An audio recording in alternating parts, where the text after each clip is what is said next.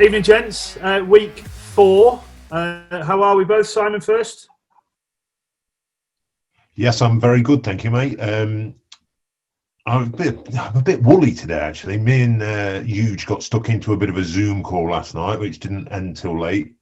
And I looked in the cool bag this morning to find 2 empty bottles of white wine. So that maybe explained the headache. But the old Big Smoke Brewery, the old mango and passion fruit pale, is doing a job, I feel. So yeah, I'm pretty good, thank you. Brilliant. Huge. I'm in the same boat as Simon, a little bit hungover this morning. Or I say this morning, it's evening now. It feels like I've slept most of the day away. Just to try and recover to make sure that we can look fairly decent. And yeah, I suppose the other thing is slightly disappointed in South Africa's performance, which we'll talk about a little bit later, I guess. Yeah, absolutely.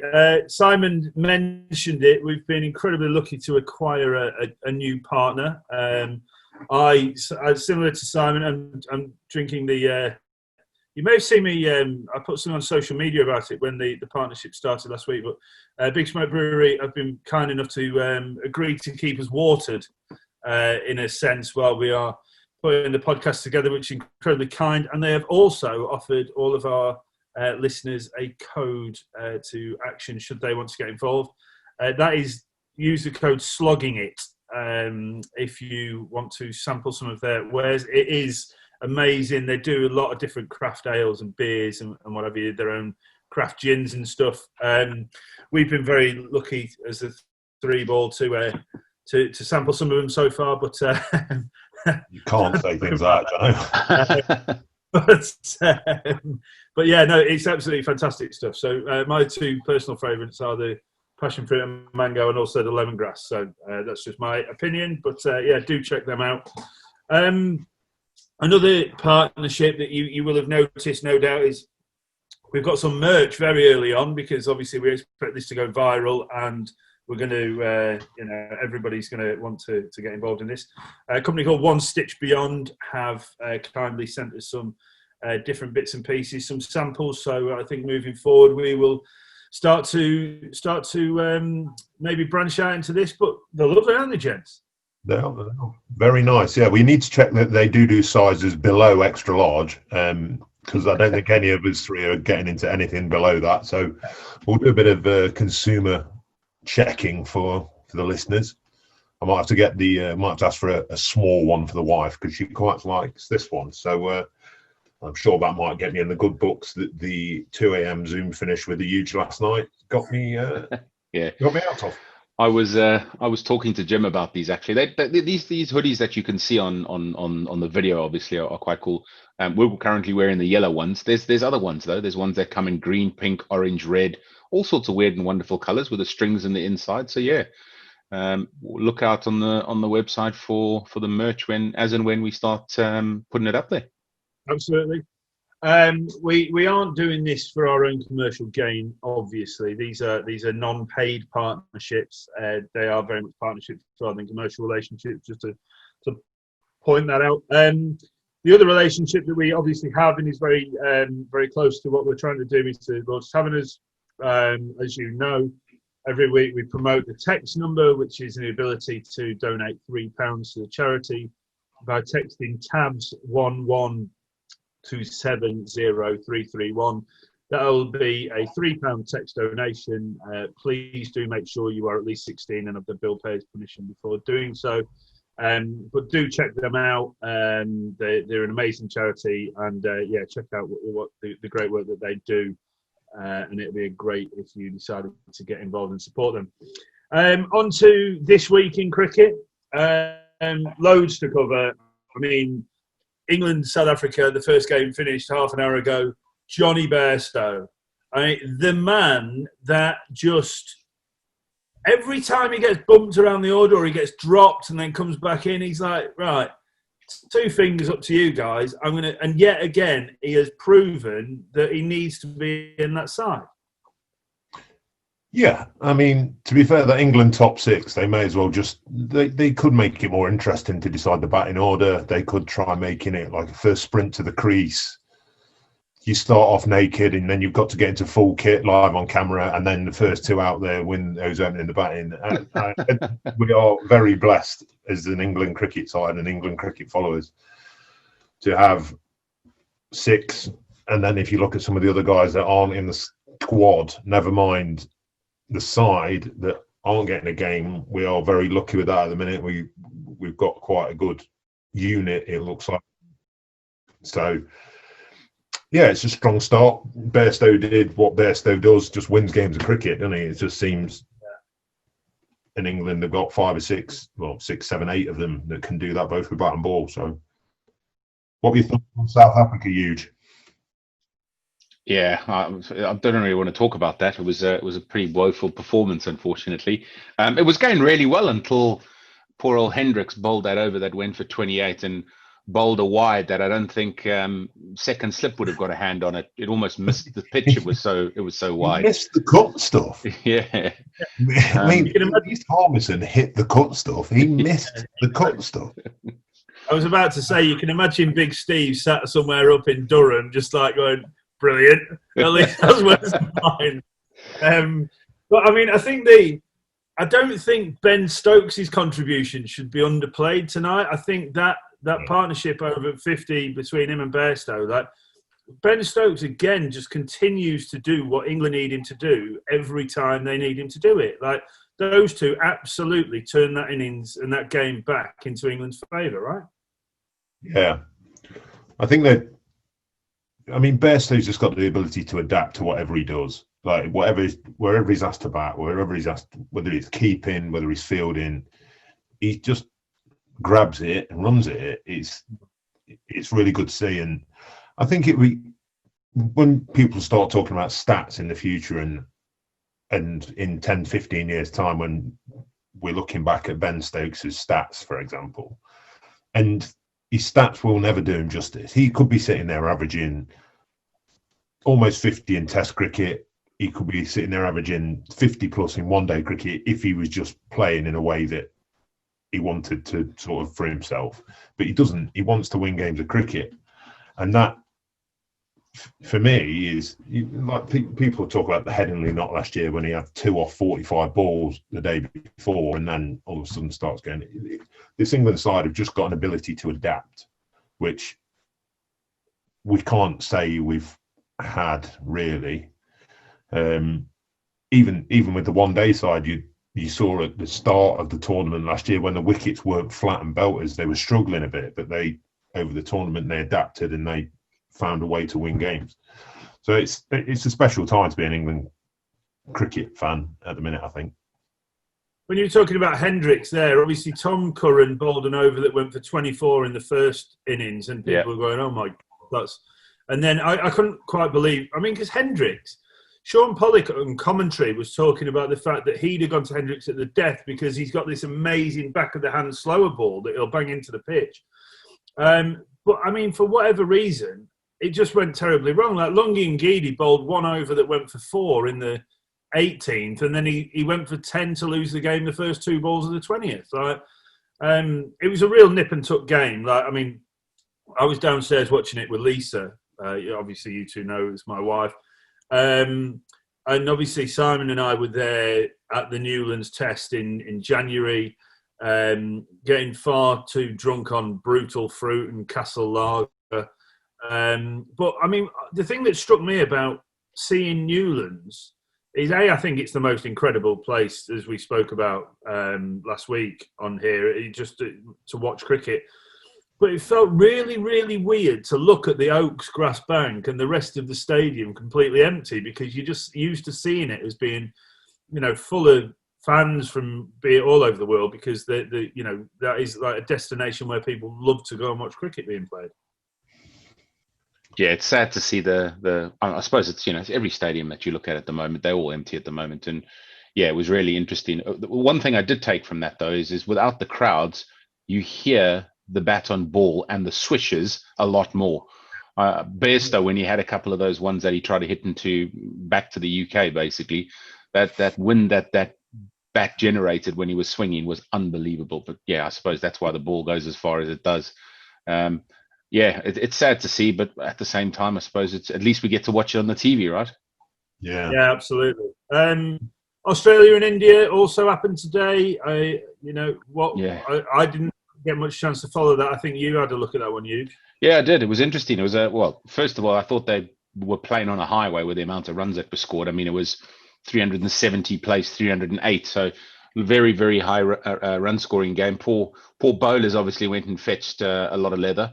And yeah, I suppose the main leather exporter in the game was Steve Smith. I mean, what can't this guy do? You look at the innings that he played, and it was interesting. I read an article saying he'd found what was going wrong, and it just clicked, and he was back in form. And I was like, what does that mean? And then you go and look at the 105 or 66 balls that he scored. Yeah. So yeah, I mean, great game of cricket. You got to feel for Stoinis. You look at the top 5, all scoring big runs, and there's old Marcus Stoinis got a first baller. So yeah, obviously he was coming back to the lads in the hut saying it's doing all sorts out there, lads. You could feel for him, but then you remember he's Australian. Exactly, so exactly. You don't feel for him again. Yeah. And then I suppose, looking at the Indian innings, that was slightly propped up by Hardik Pandya, scoring his 90 off not many balls either. But, when you got Adam Zampa in your side, you're going to win most games, in my opinion. He's probably one of the best leg spinners in world cricket at the moment. He's a rare unit, as they call him. He's got dreadful hair. Yeah. There's two things. Like Marcus Stoinis has obviously sat well and truly on the dock of the bay while the boat just sails off into the distance. Steve Smith and Finch are sunning themselves on that boat, and Stoinis is there with his suitcase in the wash. And Steve Smith, there was a report saying he'd found his hands. Yeah. That was what the report said. I mean, I'm not a batting connoisseur, so to speak. I do a bit of coaching every now and then, but I thought just looking at the end of your arms might meant he started scoring a few a bit faster. But yeah, I mean, he's a lovely bloke as well, isn't he? That's the good thing about Steve Smith. Yeah. We'll come on to that now. I mean, so the other thing that's been announced this week, and just from our chat before, you two evidently vehemently disagree with me here. But the cricketer of the decade nominations or nominees have been announced. And I remember hearing this on Sky Sports, the usual names you'd expect: Kane Williamson, Kohli, De Villiers. But the one that really stuck in my mind was Steve Smith. And for my money, regardless of whether I'm English and he's Australian, I don't care about that. That doesn't make no odds to me. I'm just really surprised that, given what happened, regardless of whether it was Warner that put it all together or not, I think considering the ban that they went through, I was just incredibly surprised, regardless of the weight of runs, that he got that nomination. But you two think that, just based on his batting and his captaincy over the period, that's justified, right? Not his captaincy. I don't think he's a very good captain. But he's the best batter in the world for me. As like I say, as much as he's Australian and whatever else, he is the best batter in the world, comfortably. For me, I think Williamson and Kohli as second and third. There was at one point when Root was in that kind of big four debate. There's a lot of players that you can put around fourth for me in that. Whether it be, I think Ben Stokes is a better player than Joe Root, to be honest. Better batter now. So for me, Steve Smith wins it because he scored more runs than anyone else in this. Well, I believe he has. That's me saying a fact that I don't know as a fact. But even with his ban, he's still got to have scored just up there in the runs chart with everyone. And then you've got Kohli and Williamson. The one that does me is the lack of bowlers in it. Like people like Jasper Bumrah don't get a mention on it. And like I know we had a joke earlier about. I think there's one. Let me just have a quick look. There's one bowler on it, which is R. Ashwin. And why have people stopped calling him Ravi, by the way? Maybe his dad asked him not to. Oh, right. Yeah, fair enough, yeah. So it's a good job that after you've just slated him, that we haven't let Rooty into the Zoom call yet, isn't it? Luckily, he's still on mute. I'm not slating him. Joking. I think he's a very good player, but he's England, one of England's top 2 or 3 batters. But I don't think he's in the same league as Coley and Smith and Williamson for me. I think most people would agree with that at this point. So yeah, but look, that's it. Is it? We will find out the winners of that in due course. So yeah, I think we'll all be quite excited about that. It's funny, isn't it? Like AB de Villiers, again, we were talking about this before. Like he's now having basically retired after that 2015 World Cup. I think he played a few more games after that, but due to political reasons, we're led to believe. But he's obviously just been such a global phenomenon in terms of the franchise game. He doesn't play international cricket anymore, but I think he's still one of the most exciting players in the world to watch. He's probably other than Toby Tarrant, the only 360-degree batter in the world, right? Well, you look at it. His last match was in February of 2018. That was when I just had a quick look now when his last ODI was. Okay. Yeah, so not too long away, which is why I think you guys didn't mention him there in your top 3 or top 4. My perspective, I still think he's one of the best cricketers going around. I don't think there's maybe Stokes, but I think Stokes has almost over time become a bit more measured, but has still got that absolute brutality in shot making. Whereas I just think every time I went to Lords to watch AB play for Middlesex in a T20 a couple of years back. Get many, but just when he walked out to the middle, it's like everybody in the ground's going, "Oh my God, AB's come out!" Like can't wait for the fireworks. And I don't think there's many, maybe Gales like that. AB certainly like that. So I think I think he's probably still for me the most exciting batsman in the world. Yeah, and hopefully he's going to be playing. There's talk. I mean, there's talk of him playing again. It was brought up in commentary on the T20 today, whether he's actually going to come back and play.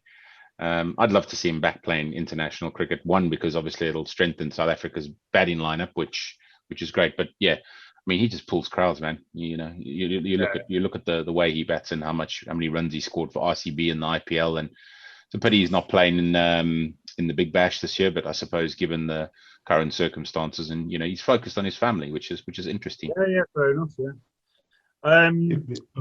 I'm sure we'll talk about it in the future, but like you look at the side South Africa could pick when I'm sure we'll do a review of this series, and you look at the players that have retired for whatever reason they've retired.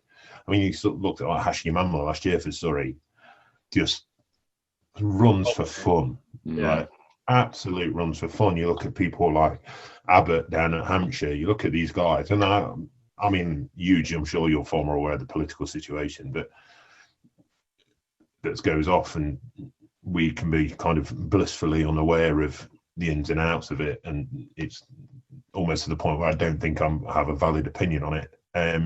But it's just a shame that these guys aren't playing international cricket, and you're not seeing them on these biggest stages. Yeah, there's no politics. Don't worry, that's the best side we can put up. That's the easiest way of answering that question. Yeah.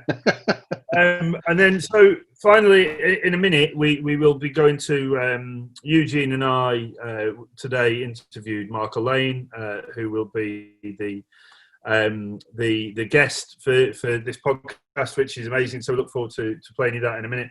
But before we do that, I think we should absolutely go back to last week's podcast, which it was actually, because we're recording this on Friday, it was released yesterday. But Simon, the reaction to your story and your episode talking about what you went through, I think has blown us all away, hasn't it, in terms of the reactions that we've received and the positive messages. And I know that you've had a number of people who you've never met before, including a friend of mine, reach out to you to kind of discuss your story, but then also kind of open up about stuff that they're going through as well, right? Yeah, obviously that's the reason we do this, or I do this, and we do this as a group, is because we want to try and help people. And if I just want to say a massive thank you to the people that have listened to it, the people that have sent me messages. I try and respond to each and every one of them. I make my way through it, so I will get there. But it's humbling, and people saying sort of thanks for what you're doing, and they didn't know, and that kind of emphasizes the point of what we were trying to do with it. It's trying to get people talking so people are more aware. So yeah, I just want to say a massive thank you basically to the people that are listening, and reiterate the point that if people want to speak to me, like you say, John, I bloke sent me a message on Twitter yesterday, just a really nice message, bit of a chat here and then, and then they've been going through some tough times, and they said it helped. So my aim of trying to help one person, I mean, I don't know whether you two want to keep me on this for long, because I've achieved my aim, I think, in helping one person. But well, I hope I have. But yeah, just keep the messages coming. Like I say, I'm making a point of trying to respond to them all. And certainly everyone that wants to get in touch about anything, just give us a shout. Like info@sloggingit.co.uk, which is a little bit like co.uk for people that don't know that. Just send us whatever you want to send us. Apart from nude photos, that'd be weird. Yeah. None of them. And on that point, here is a note from our charity sponsorship, the Lord's Taverners, and then from there into the interview with Mark Alleyne. The Lord's Taverners is the UK's leading youth cricket and disability sports charity. We break down barriers and empower disadvantaged and disabled young people to fulfil their potential and build life skills. Our cricket programmes support some of the most marginalised and at-risk young people in the UK, using sport and recreation to build links and encouraging groups to play sport together. We tackle issues such as knife crime, unemployment, radicalisation, and also isolation, something we are all feeling right now. Last year, our programmes impacted the lives of more than 12,000 young people, and with your support will help even more in the future. Find out more and make a donation at lordstaverners.org and help us to continue our life-changing work. Thank you. Brilliant. So this week we have Mark Alleyne, MBE, joining us on Slogging It. Mark, welcome. Thanks for agreeing to do this. Hi, good afternoon. Great to have you with us. We obviously, there's quite a few of these, podcasts and video blogs or vlogs, or what young people know what to call them. That's passed me by. And you've done a couple over the summer. So as we said earlier, I think we're going to try and shape this slightly differently as to what people may have heard you talk about, to keep it fresh and relevant, if you like. So, Captaincy, being one of the world's great master magician tacticians, is something that I'm really interested to talk to you about, and also your playing career a little bit towards the end. So from early on, something that I've picked up by talking to people about you and hearing some of the stuff that you've done, it's like you've had a natural aptitude for captaincy, like success right from the start at under 15s level. Yeah, that's right. So I had a real sobering thought about captaincy, because with the build-up, I think you're expecting to hear it's all kind of really scientific and amazing. But the truth is, the real kind of nuances of captaincy is about just being consistent, really understanding the people around you, and trying to get the best out of them. And to be honest, it is the people around you that, because they give you the benefit of the doubt when you make a decision, they make it work.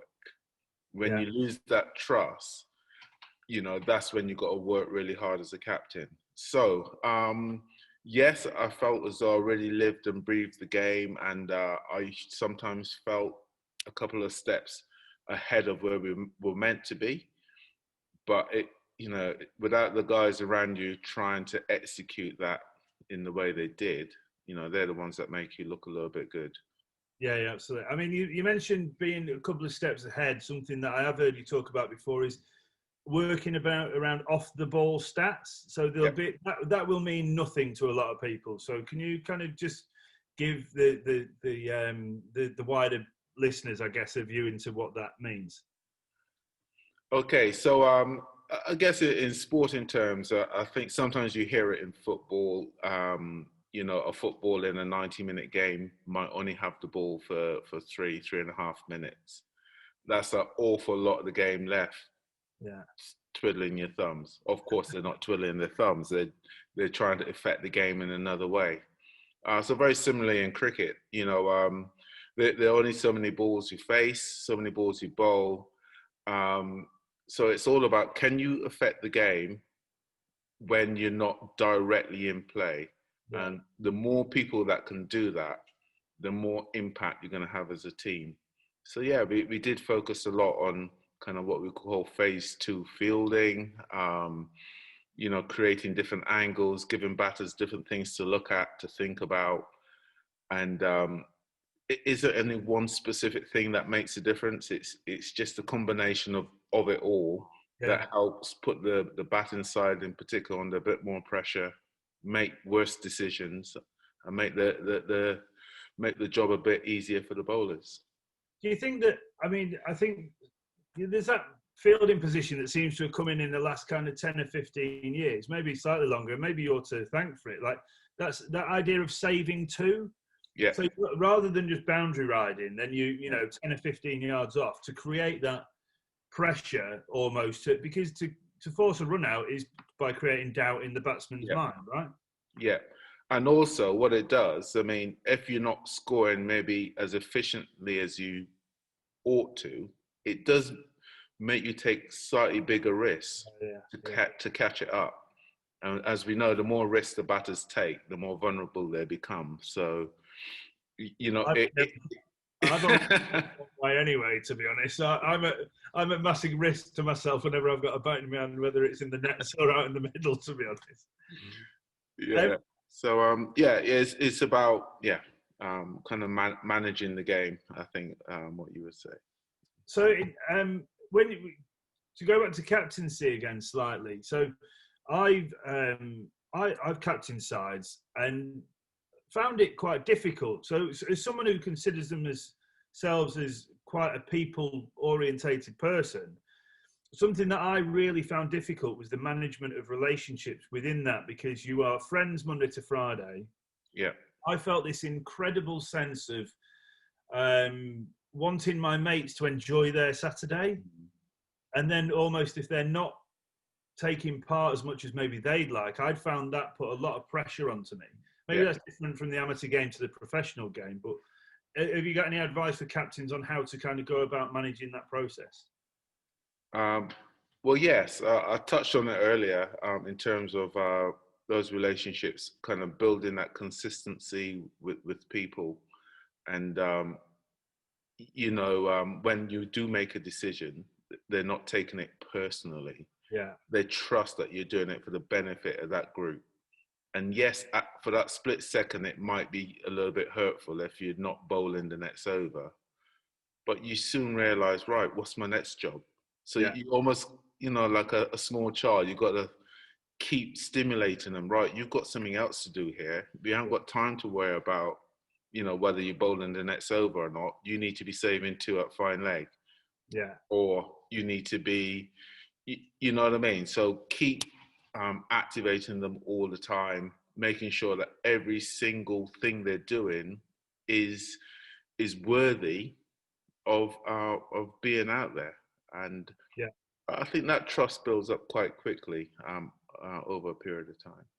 I remember, so I've always been not huge, but you know, big enough, a bit bumbly around, you know, never quick enough to field at backward point or covers or whatever.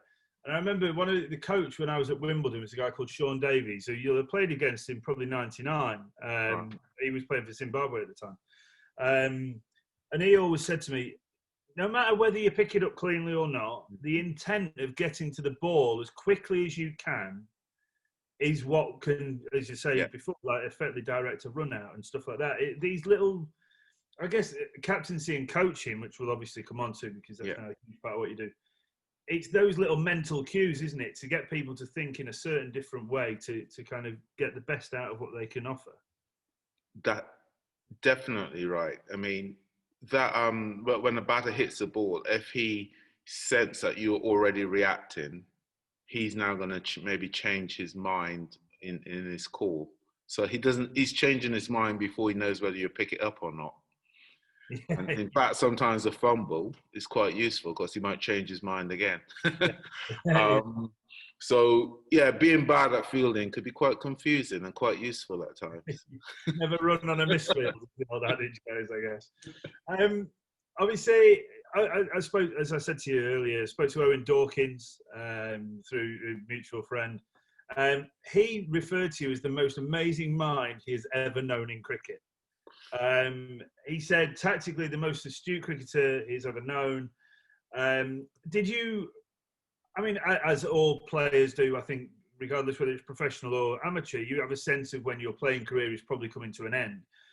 Did you all, I mean, how long before that you did actually finish playing, did you have a kind of one eye on kind of badges and coaching? I know you were doing a master's as well, right? Yeah, so it's amazing how that kind of happens, because at the time when you're a captain and when you're doing it, you don't necessarily see yourself as kind of masterful and all this stuff. In a lot of ways, you assume that everyone else is thinking just like you. I never felt as though I need to guide people through a certain process. So I never felt that masterful in that respect. Looking back in hindsight, but even after every game, that I was good at reviewing how, not just whether I scored runs or taken wickets. I reviewed my decisions in the game always. Okay. And, you know, even when things went right, I think, could I have done that slightly differently?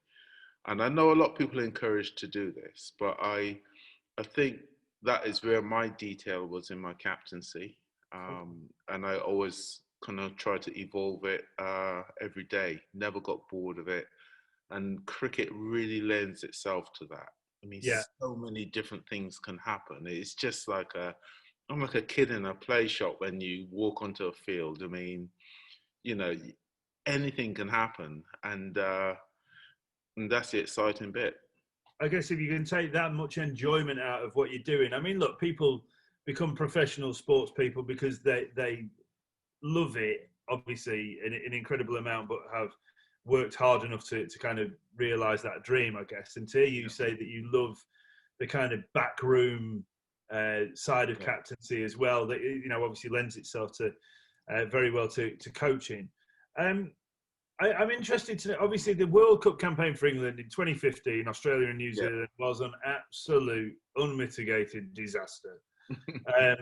However, it couldn't have been more opposite last year. And, you know, you've obviously had a part to play in that, Andrew Strauss, you know, wanting you involved in that.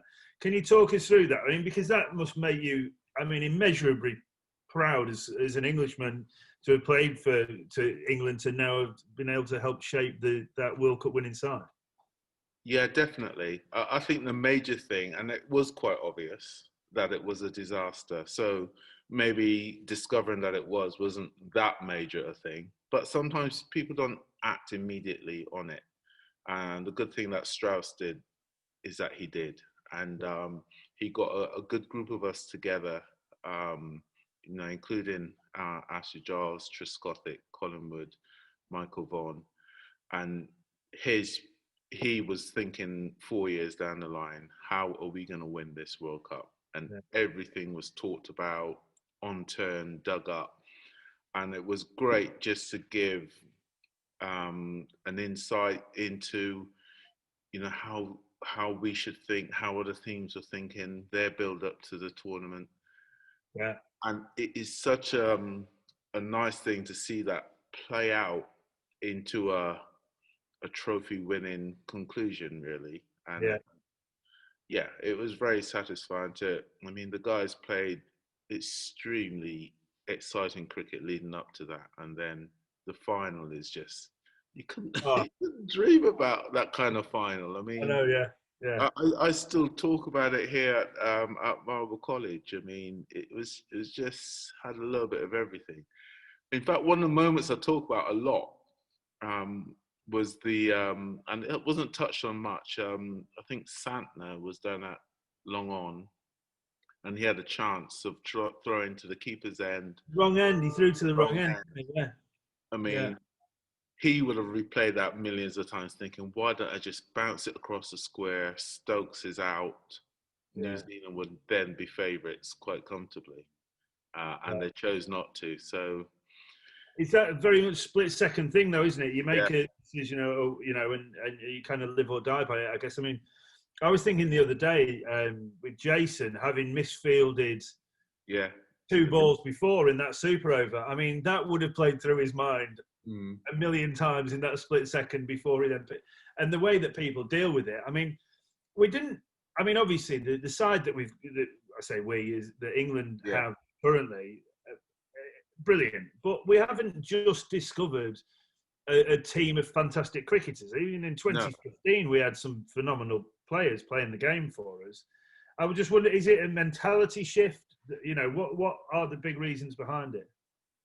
Well, yeah, the mentality did shift. I mean, I played one-day cricket for England at a time. One-day internationals were tucked on the back of a Test series. Yeah, the guys involved were tired, fatigued, thinking, "Oh gosh, I can't believe we've got to play another series," and people like me who come out just for it, trying to get them going and get enthused for the series. Where now the attitude to a one-day international is much different for starters, and then I think the skills have been kind of really multiplied in terms of what's required to be brilliant at what you do.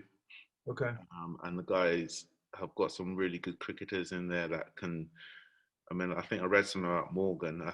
This is more T20, I know, but he just don't know what his side's going to be, because for the first time we've got so many great players challenging for the same position, and it's a wonderful place to be.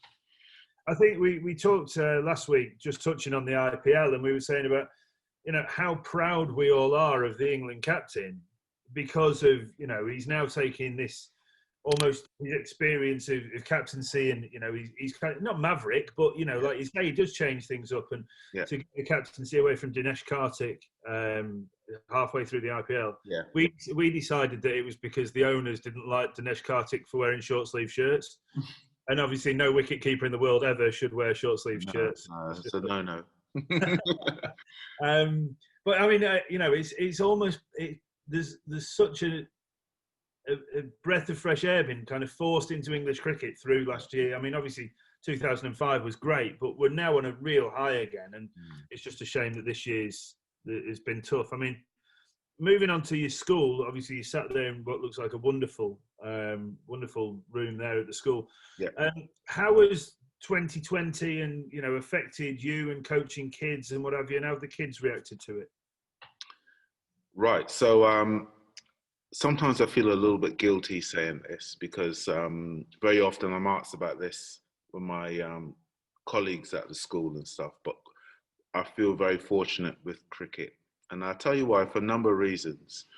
One, we had a pre-season tour planned to Cape Town in February, which we got in. So as we got back, everything got locked down. So I thought, wow, that's 7-8 games in the season that no one else has got. Then during lockdown, I was given the opportunity to work with the players over Zoom and different things. Okay. And that actually was really helpful, because there was a lot of one-to-one stuff. The players had to think slightly differently about how they were going to approach the game. It was something that you would never normally introduce in your coaching program. But it was a welcome addition, because players had to get totally absorbed with themselves and how they're going to look to approach the game. And I thought it was really useful. And then we had the nice news that we were allowed to play cricket again. The players who would normally go on holiday couldn't go anywhere. So they really got stuck in at their clubs. Yeah, So yeah. we had more students playing club cricket in end of July, August than ever. Yeah. And then to top it all off, we were allowed to play cricket at school for 4 weeks because none of the other sports could play. So, Yeah. you know what I mean? So I felt as though our student body had a real good kind of some lashing of cricket over a year that was kind of ruined by, and still quite tough now. It's great that Yeah.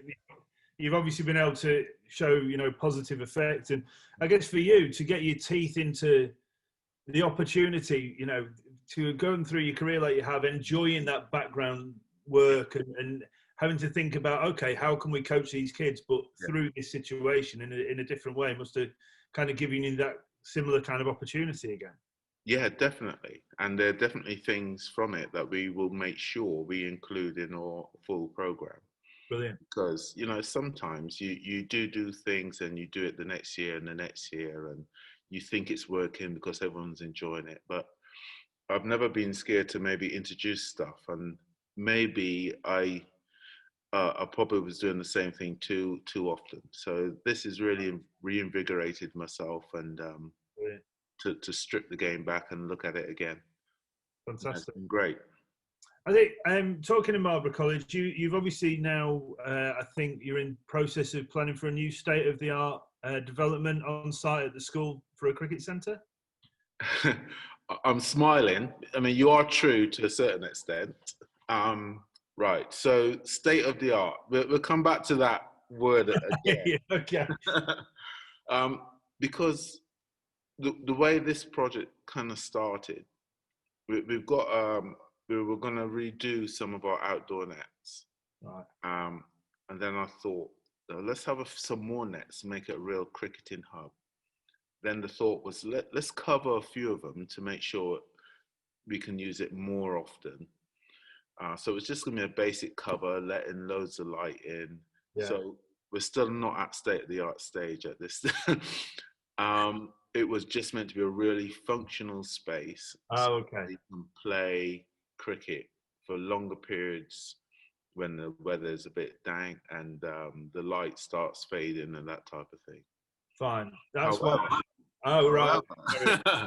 It seemed to have captured the imagination of the people here, and the more we talked about it, the more, yeah, great, we can do this, we can do that, we can. So it's a slightly different project now than what it started out. Right, okay. I think the net result is we're going to have a fantastic facility, and very soon. Brilliant. That's amazing. I mean, so I got that. No wonder my information may have been slightly skewed because I got that from Mervyn Ramsey of the Tabs that we both know well. Talking of the Tabs, obviously since playing and finishing, you have a real healthy involvement with them, which I know they're obviously massively appreciative of. What is it about what they do?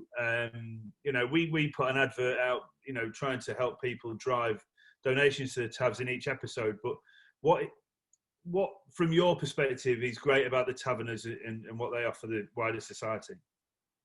Okay, so the Taverners, as you would have picked up from some of the threads and stuff, it's a very social group. And I quite like the sociability of catching up with some ex-teammates, ex-colleagues, and a lot of people from different industries, all with one real shared focus, which is trying to play a bit of cricket to raise some funds for what is an amazing cause. So my initial involvement was just through friendships. And then the place just grows on you, what you do together, how you do it, and they do an amazing job. And why it was very popular with me, I'm probably a fairly typical county cricketer. I didn't have a lot of money, but I had a lot of time. So, you know what I mean? I felt as I could make more of a difference with my time rather than, with a big fat donation. Yeah, of course. That's always resonated with me. If I've got time, I would donate it to the Taverners, and that was my way of trying to make it a kind of richer charity, and help spread the word. Fantastic. I mean, we were talking before we started recording that both in this WhatsApp Lords Taverners players and officials group, it's called, but it seems to be someone's birthday every year. I swear, like Gus Mackay's had 15 birthdays so far this year, and just wants people to keep sending him cake. Oh no, I feel really bad because I'm so miserable around kind of birthdays. I think once you get to 50, you got to stop celebrating birthdays. So I don't really reply on those threads, but they do keep pinging at you, and you think, right, okay, I'm going to comment. Yeah. Talking of, obviously you're 52 now. You're still heavily involved with Gloucester. That was obviously very much your county. Throughout your career. Still playing some over 50s, managing, coaching, running all the fielding sessions. Fielding, you forgot this is over 50s. Yes, you don't do fielding sessions. We're like 70s again, where they just escort it. Yeah, best when fresh is over. No, on a serious note, I ended up playing for some club cricket for Bedminster in my 40s. I always thought I'd take up golf when I was 50, and kind of get my sporting fix that way.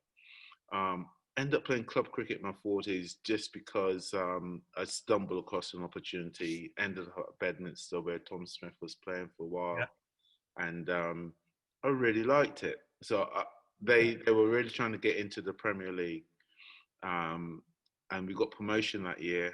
And they said, why don't you play another year? We need to go up one more level. Played one more year. We got to the Premier League. They said, right, why don't you help consolidate or play? So you know how it goes. Yeah, of course. I ended up 4 or 5 years later still playing for Bedminster, but I was loving it. Yeah. But it wasn't fair. I couldn't quite make all the club practices and stuff. I could play on a Saturday, and it didn't really sit that well with me. You can't just turn up on a weekend and play. But I still wanted to play cricket. So as I was approaching 50, I got a call and they said, well, then come and play for the Gloucestershire 50s. And it was the perfect answer, really. They play competitively enough without it feeling like too much of a jazz hatter game. Yeah. But you still get that sociable fix. You still get the dressing room banter and everything that people miss. And it was just a really nice. It wasn't, in terms of time, it wasn't too strenuous. No, it was a really good fit. Brilliant.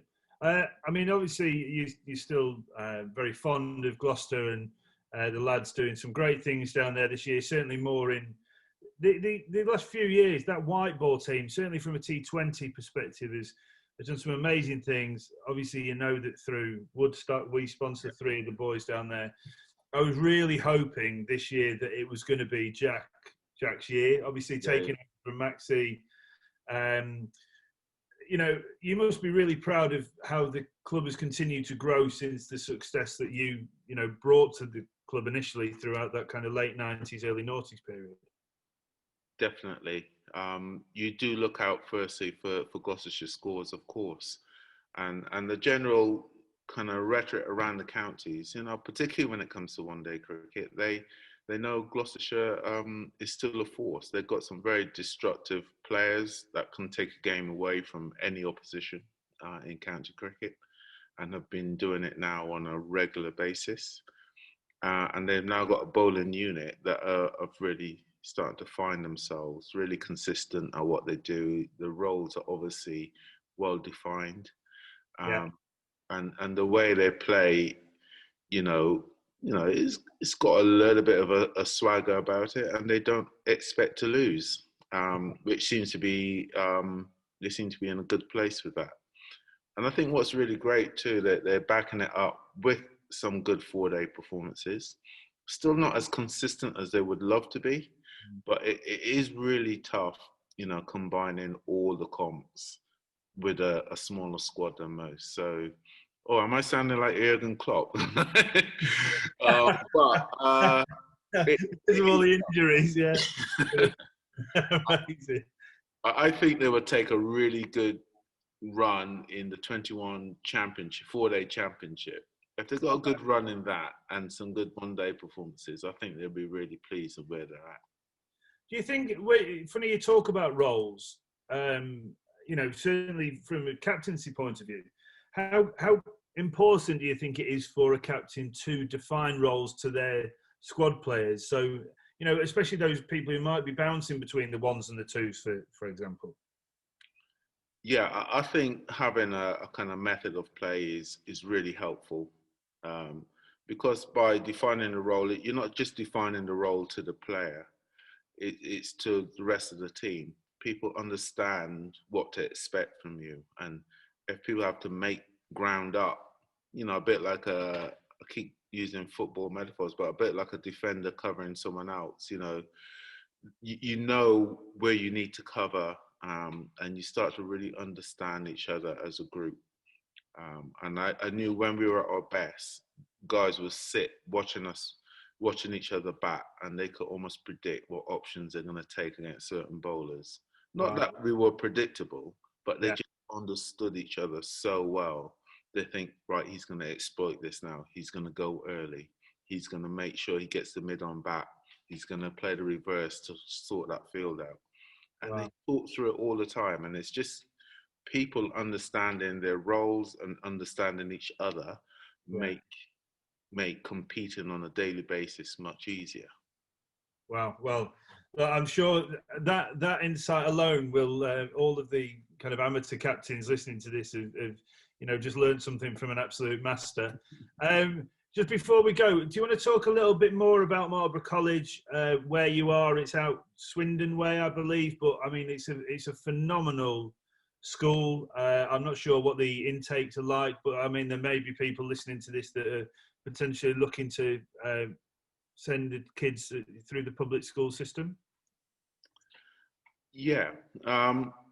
I mean, before I touch on that, can I just finish off a quick point on the roles thing, and this is where things like bonuses and reward from the club can probably contradict sometimes what you're trying to do. For instance, if bowlers incentivized to get wickets, if that's not closely aligned to what you're trying to do with a team, when they bowl, they can be trying to get their bonuses. Yeah. Whereas you might just want them to bowl some dot balls and kind of keep it quiet for a while. And that is where most of the conflict comes within teams, as a player is chasing their own goals outside of what's aligned to the team. So it's really important to get that alignment correct with the club. And we were fortunate. Yeah, we got the plaudits on the field, of course. But we did have Colin Sexton at the time who bought into what we were doing in administration and made that transition much easier. Brilliant. I think it's really interesting you make that point, actually. When we were talking to Toby Tarrant, he decided to have a year off one year because cricket was ruining his Saturday social life. And then first game of the season arrives, he's playing FIFA in his pants at 3:00 in the afternoon, eating reheated pasta and questioning what he's doing, because very quickly he realised that cricket is his social life in the summer, because once you've grown up with it. And I think this is why I was asking earlier about, I've had battles before where on what I presume to be a seamer's wicket, if the spinner doesn't get a go, then he says, I don't want to play next week, so I haven't had a go. And I think it's really important to try and get across to captains how best to perhaps nip those conversations in the bud or deal with them as soon as they possibly can, and make people realise that, well, it's not about you, mate. This is about the wider collective and how important that is. Yeah. And the reason I brought it up, because you mentioned the amateur cricketers, guys playing club cricket. Yeah. Sometimes it could be at its worst then. And I saw it before my very eyes. We had a really good opening bowler at my club, and he was on wickets incentive, so he didn't want to bowl at the top order batters. He you know what I mean? He's like, bowling 2 overs. Yeah, can I come back later and have a spell? I'm like, you want your best bowlers bowling at the best batters. Yeah. But obviously, to get his bonus, he'd rather bowl at 8, 9, 10, 11, and there you got a bit of a problem. Yeah. It is, I've never thought of it like that. That's incredibly interesting because, you know, there is money flying around in amateur cricket, whether people like to admit it or not, and there are bonuses out there for people. But yeah, that's a real good insight that, you know, I'd never, maybe because that's not how I'd think, or maybe because I'm not good enough to ever get any kind of incentive deal. You know, it could be either one of those. So when they paid you to stay away, you didn't take that very seriously. Well, I've moved to Nottingham from London. So I lost my first team captaincy and got bumped in 300 miles up the road. But Mark, thank you so much. It's been an absolute pleasure to talk to you. We obviously mentioned to you before about the 5 questions. Yeah. Now we try and make these as tough as possible. Just because we want the charity to do okay out of it, and as you know, one of the hosts will match, so we'll decide that later on. But yours, I've got a feeling that I might do yours. I might have to match yours because I think it's my turn. So I've tried to make these slightly more palatable. Right. Your ODI debut at Brisbane, who got the most runs in the match from either side? Only one from either side. Right. Okay. So it was pretty low scoring. It was reduced. I think we batted first, got about 170. So it was someone in the middle order, someone like Neil Fairbrother. He was the England's one, but he was just pipped by Michael Bevan. Michael Bevan, brilliant. I'm glad I'm matching you today. Class, right? I've not lost anything yet. England won that game thanks to a man of the match performance from one of our bowlers. Who was that? Alan Mullally. Correct. Yeah. Brilliant. Not the top order over. Mark Wall, Gilchrist. Yeah. I can see. I mean, we can both see Eugene if you're on gallery view, and he's shaking his head because these questions, right? Which is brilliant. What was your highest List A score?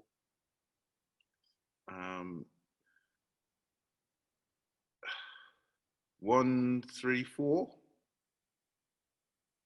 Red Inca as well. 134, correct. This is class. Leicester with himself.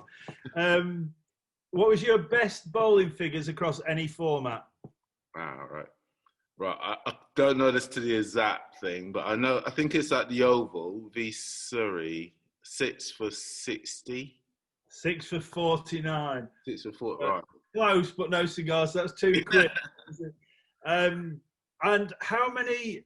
There's a really interesting stat I'll say about this afterwards. I was listed on Cricket Info, but how many professional wickets did you take in your career?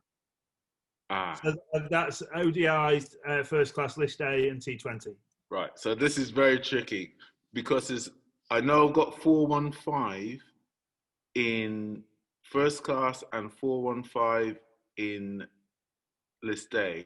Yeah. But the others I don't know. So I'm going to add on another 30. So let's go 870. 850. Oh! Right. When I was looking at this, the way it's set out on Crick Info is 10 ODI, 415, 415, and then 10 T20. It's just like the mirror image of it. I was just like, wow, that's nuts. Like, so £4, Mr. Alleyne. I will trust you to send that over to Mr. Mervyn Ramsey on behalf of yourself to the Taverners. Thanks so much, to come on and talk to us about some of the more tactically minded captaincy stuff. It's a pleasure to talk to you. It's obviously the first time we've met, but hopefully not the last. But yeah, thanks so much for coming on to Slonging It, mate. Yeah, no, not at all. No, good stuff. That was enjoyable. It was good. Thank you very much.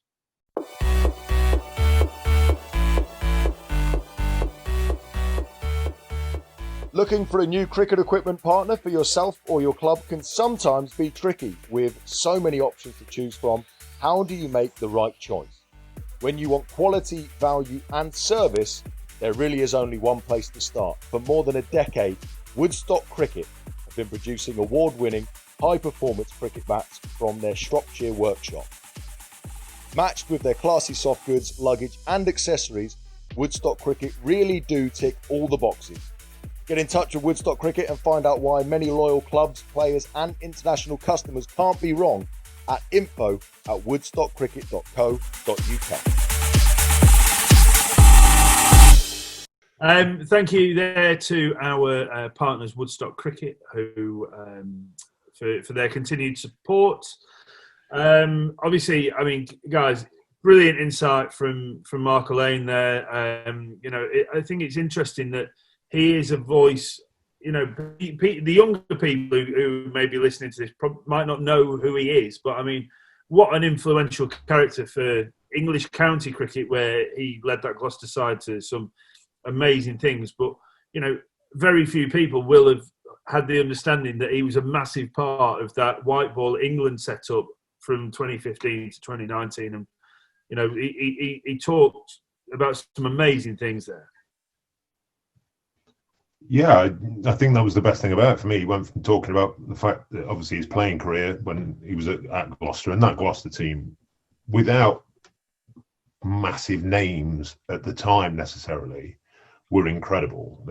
Jack Russell flying around behind the stumps, they had all that kind of stuff going off, and that was one of the first interesting point when he talked about those. I can't remember how he described it. The all the factors that you can bring to the game when you're not actually bowling or batting or fielding. The off the ball stuff. Yeah, that was it. The off the ball stuff. And then the fact that he's done it across levels was the one for me. Like he's been involved with the England setup, and then he's involved with Gloucester. He's involved with his club side. He's involved with an over 50s, and he's got a mentality and a thought process and a way of doing things that obviously goes across all levels.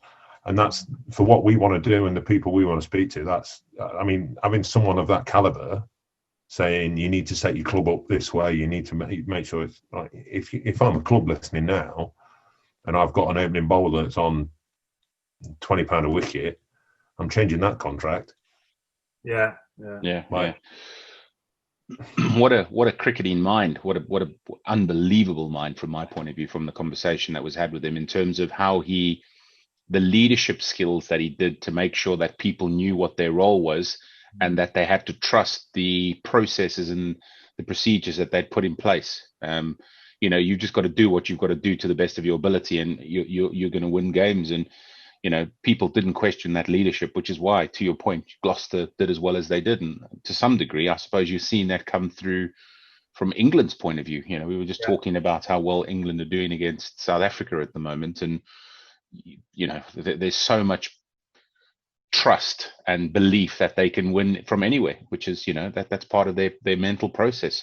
And I think that is the key word in this whole conversation. It's a mental game around that leadership and that belief and that trust. I think going back to you just mentioned about tonight's game. So on commentary, on the Sky commentary, I can't remember, it was JP Dumney maybe, was talking about how Bairstow and Stokes at that point were like, I don't care who you are, I'm coming for you because that's our total, that's our target, and that's that. We don't care how we get there, we're coming for you. And I think that it is very much a mental game. I mean, I think it's really interesting that Mark recognising the value that he brought, very much off the field. Forget his on-field stuff, in which he was a brilliant exponent. Funnily enough, started as a wicket-keeper batter, but then when Jack Russell was there, decided that he had to turn himself into a bowling all-rounder.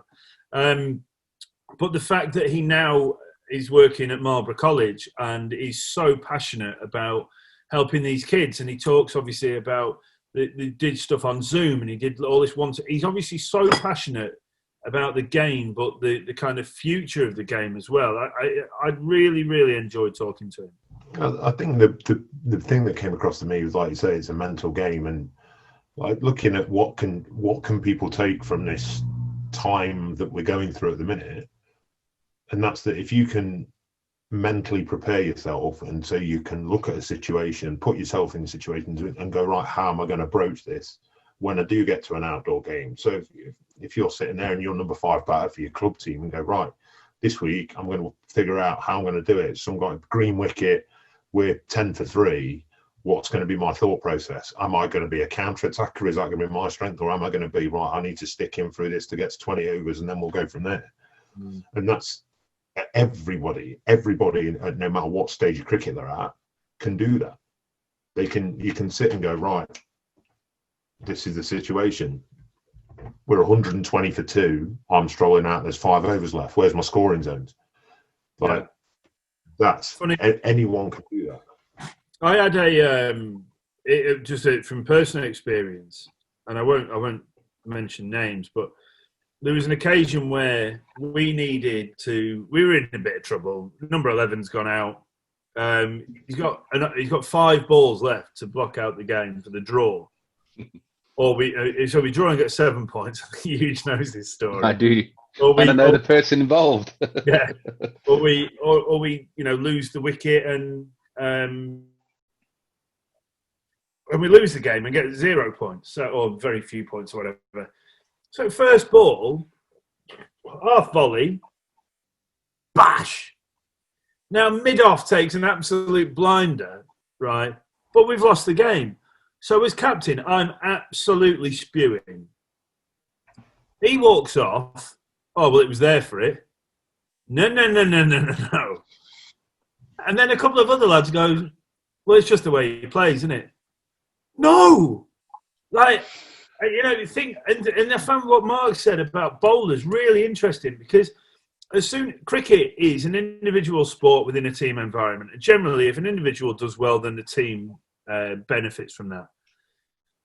But think out, people have got to think outside themselves for the greater good. And that's the way he plays, or, it was there to be it, Skip. Sorry, doesn't really cut it in those situations. Now, look, the bloke who it is, I love him to death. He's a mate of mine. But in that situation, I was like, oh, seriously? Like, come on. And I couldn't really say... But the point I was trying to get to with Mark earlier was, because it's a lot more personal, I guess, when you play amateur cricket and it's with friends and people you have to look at, I think because professional sports maybe run a bit more like, okay, I'm in charge and you effectively work for me. I don't know. I've never been in that situation, but I think it's a bit more structured in the sense that if you try and rub against the grain a little bit, then you might struggle to retain your place or whatever. Whereas in amateur cricket, people are worried, captains are worried about blokes saying, oh, I'm not going to play next week because I didn't enjoy it. But like you said about when people got to realise it's for the greater good, something I really struggled with as a captain. One day this year, my 2 spinners, who happened to be 2 young lads, one 21, one 18, neither of them got a look in away at Worcester Park because the seamers did the damage. One of my lads got a hat-trick. And they were both devastated that they hadn't got a chance to prove themselves or whatever. And I felt really guilty about that, and they made their feelings known, not by saying it to me necessarily. They both said they were disappointed, but you can just tell by their demeanour and their body language that, they're annoyed for themselves. And that sometimes, my worry is that sometimes people worry more about their own Saturday rather than the wider benefit of the team. Yeah, it's something. I think it's a conversation that all clubs and all sides within clubs have got to have at the start of the year, before the start of the year. That clubs have got to decide what they want to be. Do they just want to be a social side where people rock up and everyone gets a go and you can't have a guy that bats 3 and bowls first change? Or do you want to be a winning side? Do you want to be... And to be fair, a friend of ours who's the captain at our cricket club, Sam, he sat down first early doors this season. It was a very truncated season. And he asked all the young lads, like, what sort of a side do you want to be? Yeah. Like, just to get that mentality, like, what do you want to do? And they came out, they said a lot of very good things, and that was like, right. And so after the last game of the season, he flicked it on them and went, right, do you think we're with that? And we'd done all right. We got to the final of the league thing. We got beat in the final by a team that have got 18,000 first-class runs. Like, they're a very, very good team. And they went, yeah, we stuck by each one of those points that we made. And that, for me, is when you can then look back and then you're judging success again, aren't you? That's your judgment on success. Have you carried out and played in a way that, bless you, Huge, that you wanted to? and have the people got what they wanted to out of it?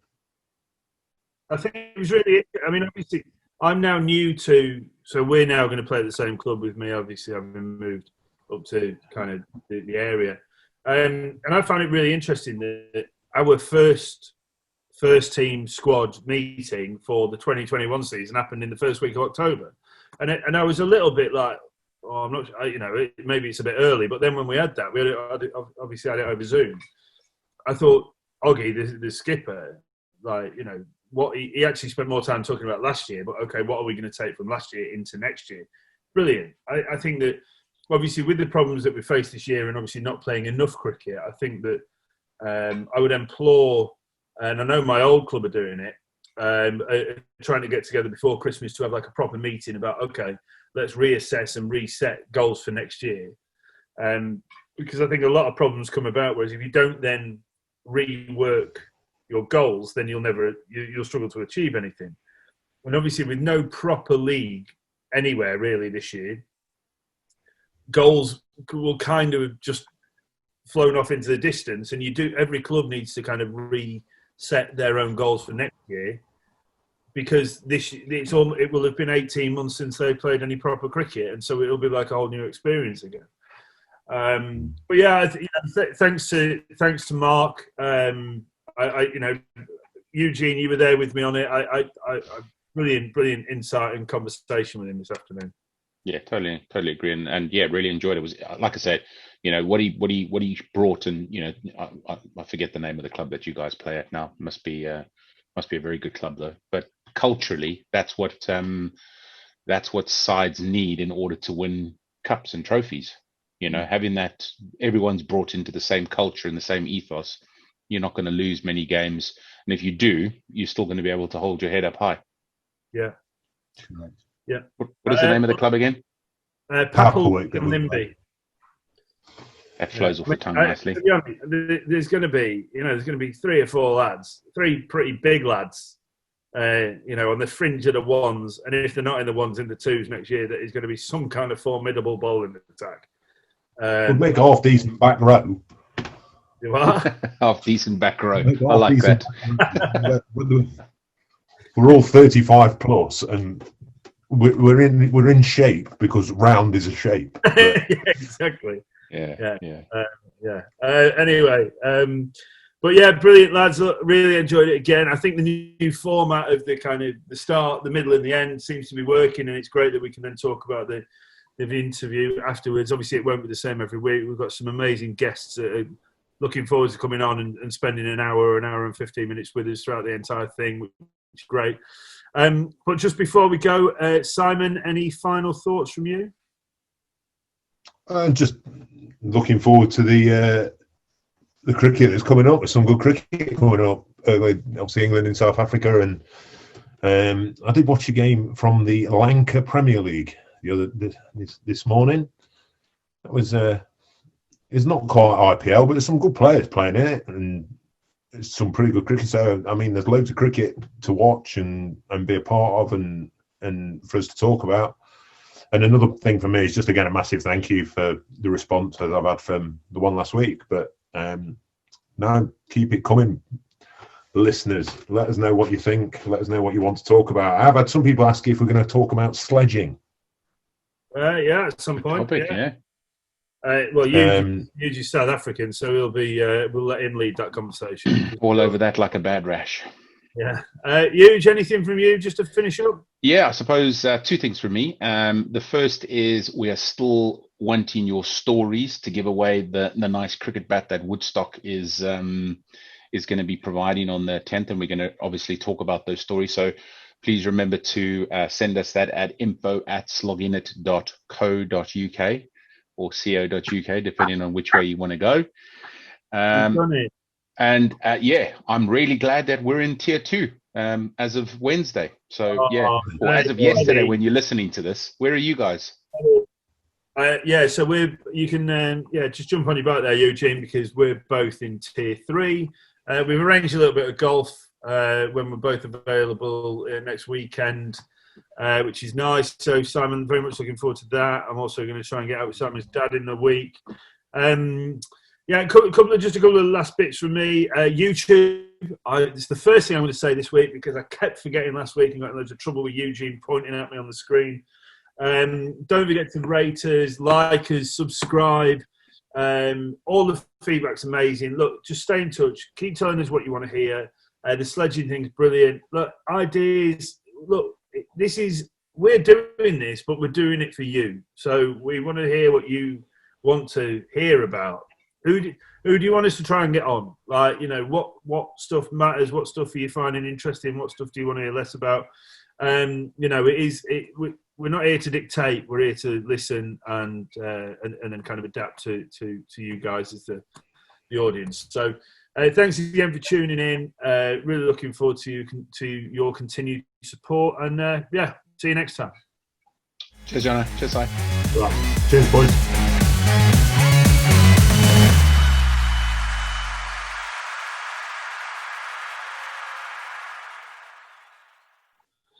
Right, I really need a poo. I'll be back in a minute.